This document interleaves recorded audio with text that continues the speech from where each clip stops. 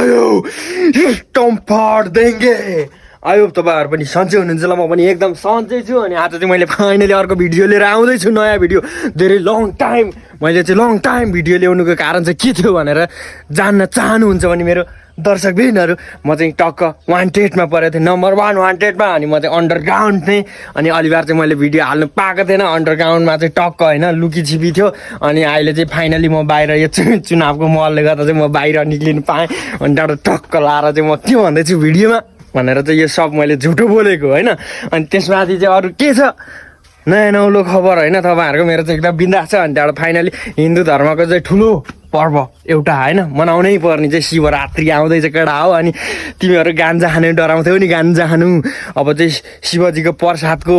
रूपमा होइन टक्क तिमीहरूले चाहिँ गाँजा बबालै हान्न पाउँछौ अब 1-2 दिन चाहिँ चल बल्देऊ केटा हो गोजीभरि गान्जा यत्रो बिँडी भएर वा हुक्का जस्तो तान्दै उडाइदियो गान्जा टक्क गान्जा खाने टक्क साथीलाई लिएर जाने साथीको गर्लफ्रेन्ड सलफ्रेन्ड हुन्छ होइन अनि तिम्रो गर्लफ्रेन्ड छैन भने चाहिँ साथी होइन एउटा काम गर टक्क गर्लफ्रेन्ड भएको साथी लिएर जाऊ अनि त्यहाँबाट साथीलाई चाहिँ गाँजा मस्त खुवाइदियो होइन अनि त्यहाँबाट चिलाउँदै त्यति चाहिँ हाँस्न थालिहाल्छ होइन अनि त्यसको फाइदा चाहिँ तिमीले उठाउनुपर्छ साथी